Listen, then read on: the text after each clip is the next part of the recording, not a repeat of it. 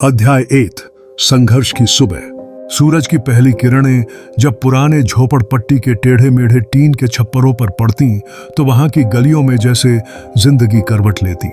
मुर्गे की बांग, औरतों की खांसियों और बच्चों की रोने की आवाजें मिलकर एक अलग ही शोर बनाती। उन्हीं झुग्गियों के बीच आधी टूटी दीवारों वाले एक छोटे से कमरे में रामू अपनी चटाई से उठता। रामू कोई बड़ा आदमी नहीं था। उसका पेशा था रिक्शा चलाना।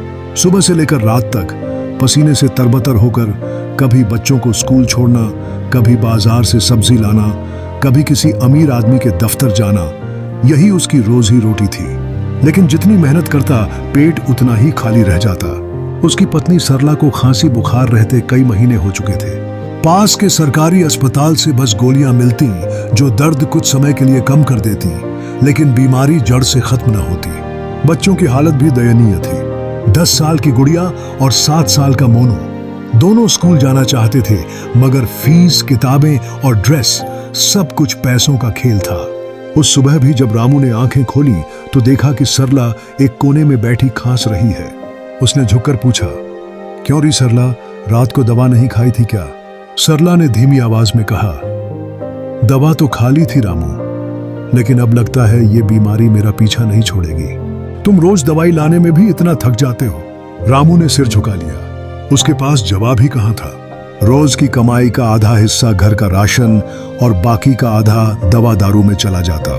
बचत नाम की कोई चीज तो थी ही नहीं। उधर गुड़िया आकर बोली, बाबा, आज मेरी मैडम कह रही थी कि कल स्कूल में फैंसी ड्रेस कंपटीशन है। सब बच्चे अच्छे कपड़े पहनेंगे, क्या मैं भी जाऊंगी? रामू ने बेटी की मासूम आंखों में देखा। उन आंखों में सपनों का समंदर था, लेकिन उसकी जेबों में खालीपन की गूंज। उसने प्यार से सिर सहलाया और बोला, बेटिया, तू तो सबसे प्यारी है।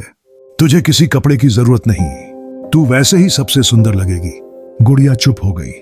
वह समझ गई कि बाबा के पास पैसे नहीं हैं। वह दौड़कर बाहर खेलने चली गई, लेकिन उसके मन में कसक रह गई। मोनू भी पास आकर बोला, बाबा, कब हमारी जिंदगी बदल जाएगी? कब हम भी बड़े घर में रहेंगे? मेरे दोस्त कहते हैं कि उनके घर टीवी है, मोटर है। हमारे घर में तो कुछ भी नहीं।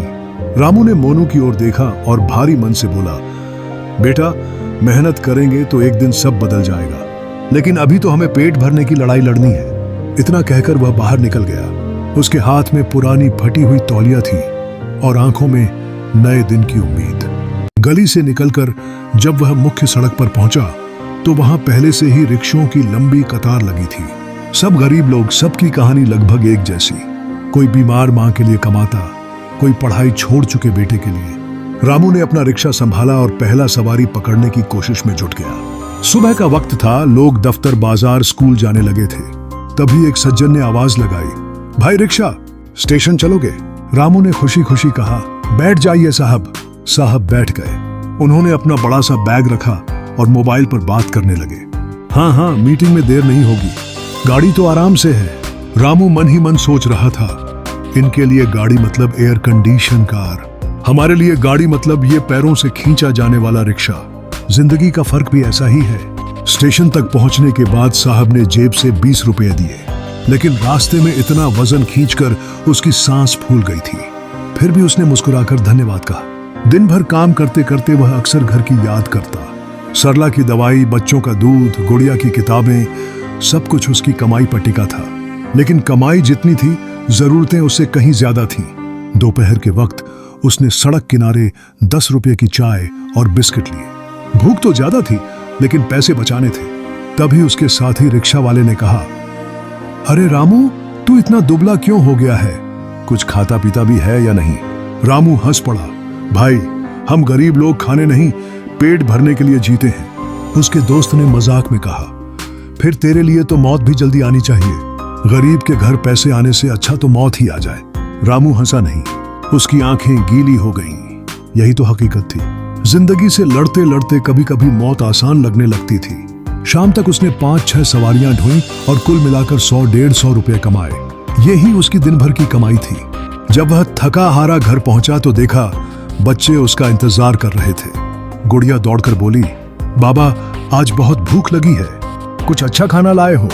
रामू ने थैली से आलू प्याज और आधा किलो चावल निकाले। सरला ने कमजोर हाथों से वह सब पकाना शुरू किया।